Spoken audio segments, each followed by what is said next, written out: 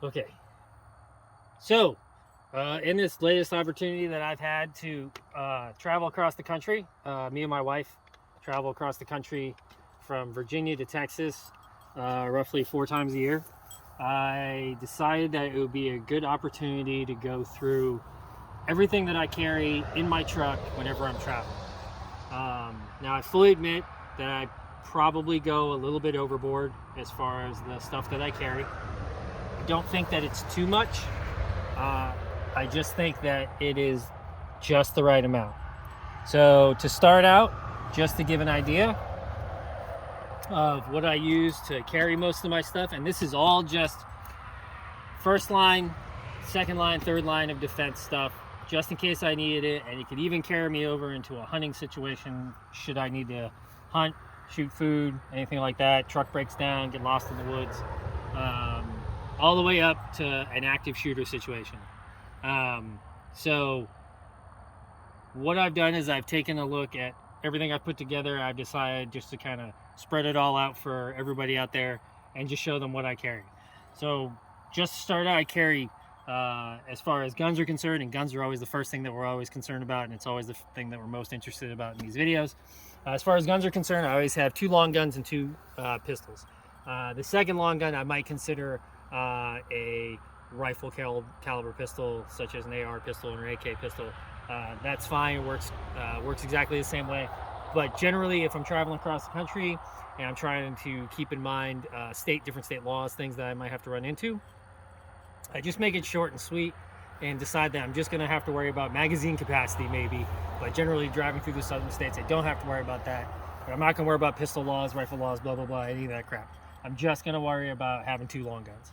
So I like to have 1 long gun that is completely a people defensive long gun, whether that's a popular way to put it or not. And that 1 long gun, I generally carry an AR. Today, and we'll break it out here in just a minute, I have a JP Precision, one of their patrol type rifles. It works perfectly well. It has a very simple red dot sight on it. And we'll go over that in just a minute. But the first one that we'll go over is the one that I generally carry all the time, just because it fulfills all my hunting and my self-defense uses. And it is, of course, especially with the popularity of these firearms right now, a Sig Mcx. This one in particular was the first Sig Mcx that I bought. I bought it a while ago, and it has been tried and true. Obviously, I don't have to tell the entire world and the audience out there what a great rifle the Sig Mcx is. The United States Army obviously seems to think so right now. And then with the new LT that just came out for the civilian market, makes me laugh just a little bit because I've had this thing for years. It is a great rifle, gas piston. This one's chambered in 300 blackout with an EOTech 5 series on top of it. All I need if I ever have to roll out of this car and for whatever reason, or this truck, and for whatever reason I feel like I need to employ it for a multitude of different reasons. I don't have magnified optic on it right now. I don't think I need one. I think that for emergency purposes or general purposes, whether I was hunting hogs, pigs, deer, even smaller game than that, the 300 blackout round would obviously be more than suffice. It would be 100% legal, and it would be something that I could actually carry in the field. The second piece of equipment I'm going to talk about, and we'll just kind of break things out, we'll put them on the bed of the truck, is actually a really neat piece of equipment that I like right here. I just picked this thing up. So in thinking about first line of defense, second line of defense, third line of defense, I kept trying to think of a way where I could just keep a vest behind my seat, and I have a Safari Land 3A vest behind my seat right now, and that thing works fine. Comfortable. I can keep it under my clothes. I can put it over my clothes. I can do whatever I want. I've used one for years when I was doing private security work, but I need to find a way to hold magazines. And the best way to hold magazines, if you're not going to wear a vest or a plate carrier, is to find some sort of a bandolier. I looked through all of the active shooter response bags, and they were all great, but sometimes they were a little bit too focused on medical, and I wasn't that worried about medical because I do have my battle belt in there, or my duty belt. My duty belt has a tourniquet on it. I have plenty of medical supplies that are sitting in my my satchel behind the seat. So if I'm just focused on carrying ammunition, if I need a ball out of here and my vest, and I'm just about to get into a gunfight, and I just need my tourniquet, I need to get my belt on, and I need to find a way to carry magazines. So Save Your Equipment makes this magazine carrier. My wife likes to laugh about it and call it a man purse, and it kind of is. But the great thing about it is that I can carry 6 magazines at any given time, and very quickly, very easily. I can throw this over my shoulder and go behind my back, and at least I'm not worried about running out of ammo if I run into anywhere.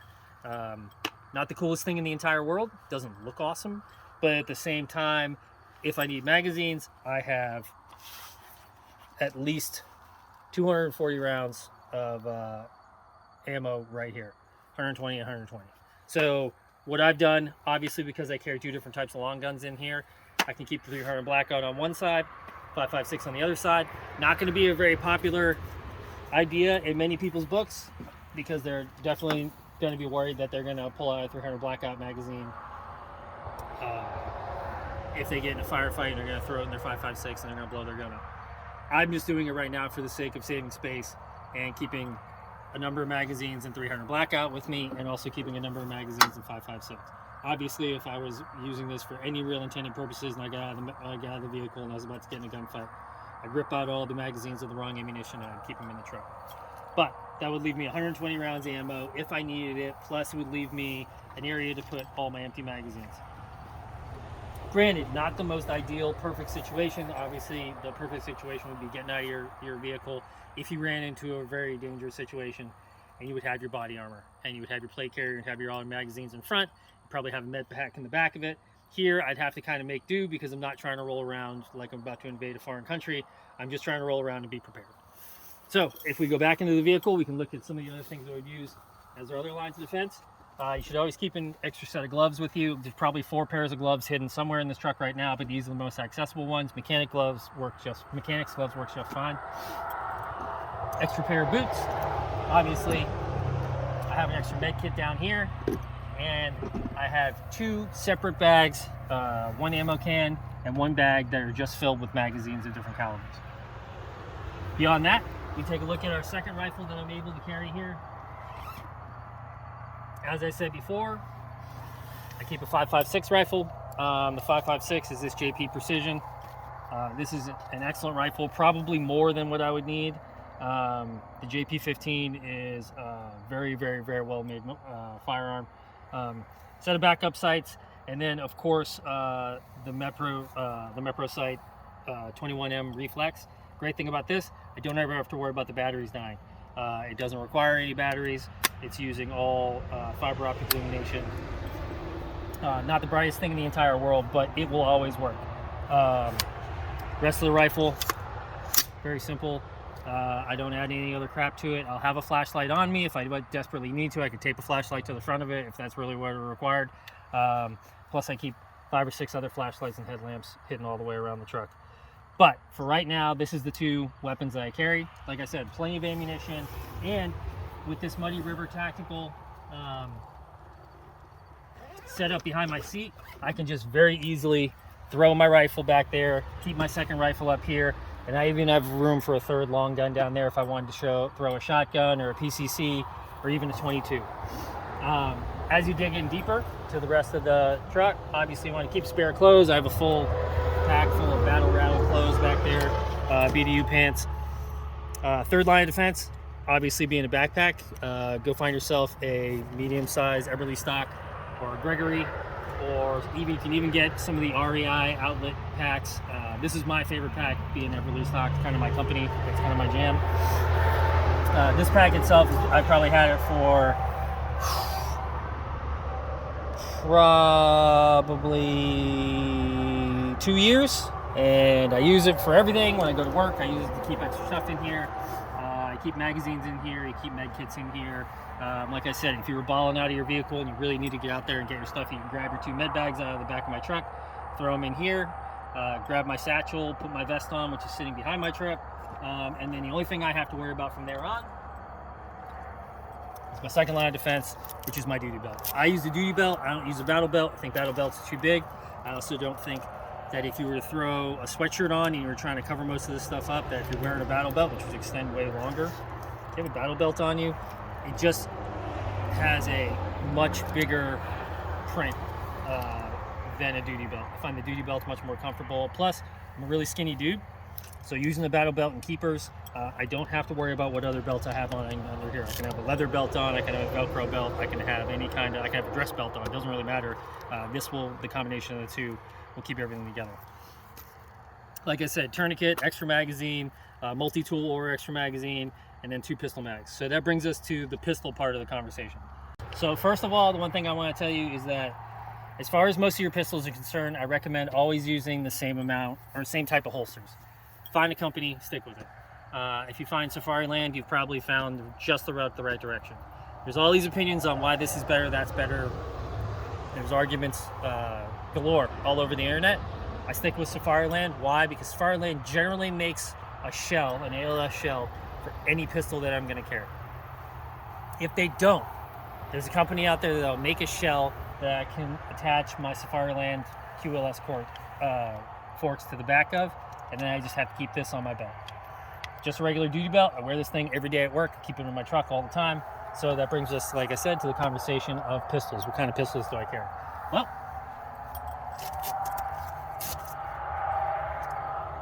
to be honest, it could be any pistol in the entire world. If I'm using a Safariland shell, all I have to do is make sure that I have these QLS forks on the back. I'm going to mispronounce that every single time.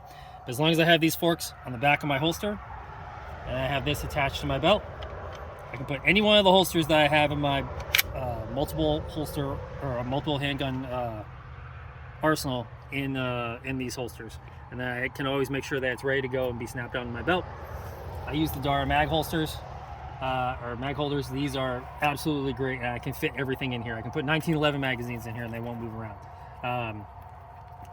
So pistol that I carry, I try to keep to the same type of pistol in every gun. I'm just going to show clear real quick. Comes clear. I try to stick to the same brand of pistol. I know that sounds stupid, but if I'm carrying HKs, then I'm carrying HKs. If I'm carrying Glocks, then I'm carrying Glocks. What I want to do is just make sure that I have the same type of gun. So for my full size in the truck across the country, this time to Texas, I carried a JP-15. It was it's in 40 cal. It's one of my favorite guns. One of the guns I carry at work. I have no problem with mine. 9mm, 40 cal, 45, whatever you want to carry, whatever you feel comfortable with. I feel fine with 40 cal. To be honest, I know there's a lot of arguments over which pistol you should carry. I'm sure there's a guy out there that wants you to run around and make sure you have a staccato in your card every single time. That's absolutely fine. I'm not that dude. I just think that you pick a pistol because you like the pistol and because you shoot it well. I shoot HK pistols great. Something about the grip angle works perfectly for me. I'm sure you'll hear me say that in a billion other videos. So this P30 40 cal works perfectly for me. Now, one of the things that I did do to kind of mix things up, because I was kind of in that mood, I said stick HK to HK. So what I did is I carried my concealed carry gun, and my concealed carry gun is an HK as well. There's a P30 SK in 9mm. I probably should have carried something in 40 cal so I could keep the ammunition the same, but I'm driving around in a truck. This is only going to go in my pants while I go into the store, while I go into the gas station, while I'm moving around. So this well-used and well-loved SK is perfect actually for traveling. Great thing, like I said, this Muddy River back panel that you can put in the back of your truck. I can fit all this crap back there. I can keep this in the front of my truck, right in the glove box, or I can keep it in my center console, and it's enough. Looks a little bit messy right now, but as you can see, and I'll organize it here in just about 5.5 seconds, just so everybody can see how it all looks, but everything fits in its own specific place if I needed to.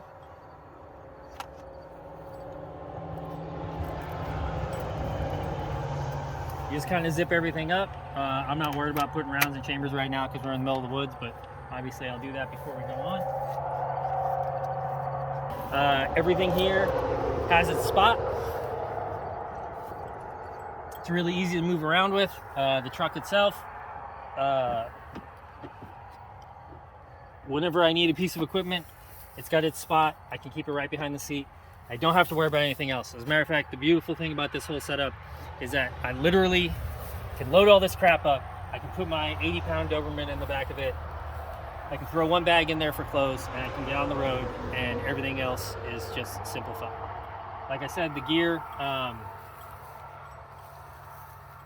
some of the recommendations I wanted to make were definitely, if you're looking for another way to carry ammunition, find one of these savior bags. Also, I know that Eagle Arms, and I think T-Rex sells them, they have a first responder kit, and that thing is great. You're limited to using, a couple 5.56 magazines, and you have plenty of room just for your medical equipment. Me, 90% of the time, I'm worried about not having to carry my body armor around with me. I bring it to work, I hang it in my locker. I don't want to carry it all the time. I just need a way to have extra magazines should I run into that day where I need a lot of extra magazines. Other than that, everything else is pretty simple, and like we said, we just wanted to do a quick review of all the gear that I carry in my truck whenever I'm traveling across the country to come visit family or to come to see people. I like to make sure that I'm well prepared, but at the same time, I also want to add a little bit of convenience to it.